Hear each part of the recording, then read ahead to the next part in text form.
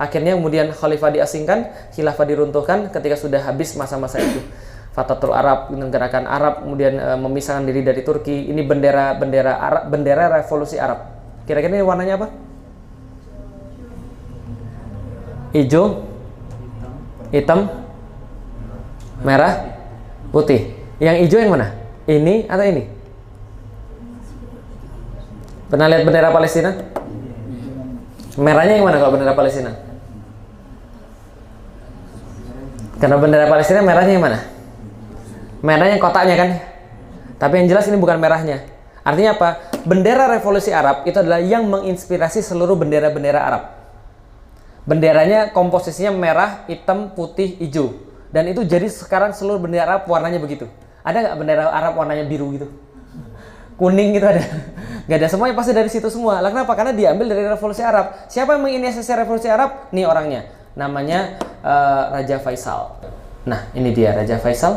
Ini bersama dengan pejabat-pejabat dari Inggris membuat revolusi Arab, yaitu adalah memisahkan diri dari khilafah, lalu kemudian menggerogoti wilayah-wilayah karena dia dijanjikan seluruh wilayah Jazirah Arab berikut Iran, Irak dan Yordan dan sebagainya. Ternyata setelah mereka meruntuhkan khilafah, maka ini yang terjadi. Ini Perang Dunia Pertama, saya nggak usah cerita bagaimana ceritanya. Yang jelas setelah kita kalah, dibagi-bagilah berdasarkan perjanjian Sykes-Picot pada tahun 1917. Setelah dibagi, Raja Faisal dikhianati. Jadi pengkhianat dikhianati lagi.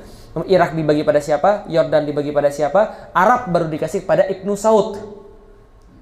Paham ya, jelas ya? Jadi Ibnu Saud itulah berkuasa setelah Perang Dunia Pertama. Itu sejarahnya begitu. Saya bukan saya bukan anti Wahabi ya, bukan ya. Tapi sejarahnya begitu. Saya cuma mau jelaskan bahwa itu adalah hasil pemberontakan. Ini adalah yang antum belajar namanya Deklarasi Balfour 2 November 1917. Belajar dulu Deklarasi Balfour. Setidaknya pernah dengar Deklarasi Balfour? Tapi nggak pernah baca kan antum kan? Nah, sekarang antum baca nih. Apa itu Deklarasi Balfour? Dear Lord Rothschild. Tahu siapa Lord Rothschild? Itu dedengkotnya Yahudi yang punya duit, yang menciptakan sistem perbankan. I have much pleasure in conveying to you on behalf of His Majesty Government the following declaration of sympathy with Jewish Zionist aspiration. Karena orang Zionis berusaha berkali-kali untuk membeli tanah dari Abdul Hamid, nggak bisa-bisa. Akhirnya Abdul Hamid bilang, lebih baik saya mati daripada saya ngasih kamu tanah. Kalau nanti khilafah sudah hancur, kamu boleh ambil tanahnya tanpa bayar. Ternyata betul, khilafah sudah hancur, diminta tanahnya sama Inggris, disetujui lewat Deklarasi Balfour, which has been submitted to and approved by the cabinet. His Majesty Government view with favor the establishment in Palestine a national home for the Jewish people. Faham? Yang pertama kali menjadikan orang-orang Yahudi punya negara siapa? Inggris. Inggris memberikan izin pada orang-orang Yahudi untuk mempunyai rumah di Palestina and will use their best endeavors, dan akan menggunakan usaha terbaiknya to facilitate, untuk memfasilitasi the achievement of this object, untuk memfasilitasi pemenuhan daripada tujuan ini. It being clearly understood that nothing shall be done which may prejudice the civil and religious right of existing non-Jewish community in Palestine, or the right bla bla bla bla bla bla bla bla bla. Yang di bawah yang paling penting, I should grateful if you would bring this declaration to the knowledge of the Zionist Federation. Oke ya, Perang Dunia Pertama, Inggris memberikan izin tanah Yahudi untuk diduduki oleh tanah Palestina untuk diduduki oleh Yahudi. Perang Dunia Kedua 1945 gitu kan ya. Selesai dari situ Inggris kalah daripada Amerika, bukan kalah, maksudnya kalah bersaing walaupun satu sekutu. Lalu kemudian Amerika berkuasa karena Yahudi sudah pindah semua. Inggris yang menginisiasi, Amerika yang kemudian mengecap, muncullah kemudian negara Israel pada tahun 1947. Berarti bapaknya itu adalah Inggris, emaknya adalah Amerika, bidannya itu PBB. Karena PBB yang ngasih tanda tangan persetujuan. Jelas?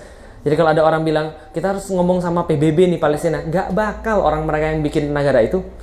Gitu kan? Kita harus lapor pada Amerika. Amerika harus menghentikan. Amerika bisa apa? Orang Amerika dikendalikan kok. Bisa difahami ya? Oke, kalau setelah itu pembunuhan terjadi. Ini film Ilamata.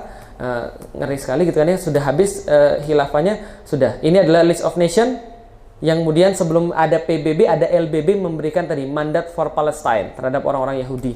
Nah, ini adalah kemudian pengkhianat-pengkhianatnya, Lawrence of Arabia. Yang di dalam film Queen of the Desert diperankan oleh itu loh, siapa namanya? Yang main Twilight. Yang cowoknya Edward Cullen itu. Nah, itu diperankan sama dia jadi Lawrence of Arabia. Itu di dalam film Night of the Desert. Ini beberapa gambar-gambar lagi. Ini peta pemisahan negara-negara Islam menjadi Irak, Arab Faisal punya Faisal, Arab punyanya Zaid dan sebagainya. Ujungnya dikhianati, semua diberikan pada Ibnu Saud ujung-ujungnya. Oke, ini kemudian yang diproyeksikan. Ini kemudian setelah itu ini Weizmann dan Faisal, ini Zionis Tulen, ini orang ini Raja Faisal yang tadi sama-sama ngomong bahwa Faisal bilang kami tidak ada masalah dengan Yahudi dan kami hidup bersama, nggak ada masalah, gitu ya. Jadi ternyata dari dulu memang sudah begitu. Nah, Faisal Weizmann. Nah, sekarang kemudian Raja Ibnu Saud ketika bersama dengan Inggris dan England, gitu kan ya. Nah, ini Pak Demo nih bersama dengan tadi Raja Weizmann tadi, gitu kan ya. Nah, ini Pak Demo, gitu ya. Menyerang Hagia Sophia sebagai museum, melarang pemakaian kerudung dan jilbab, melarang azan kecuali dalam bahasa Turki, gitu kan ya. Ini yang menjadi penghancur Turki. Lalu kemudian khalifah dihapuskan pada tanggal ini beritanya 5 Maret 1924, the Caliph deposed. Khalifah didepos, gitu kan ya, seen in the throne room.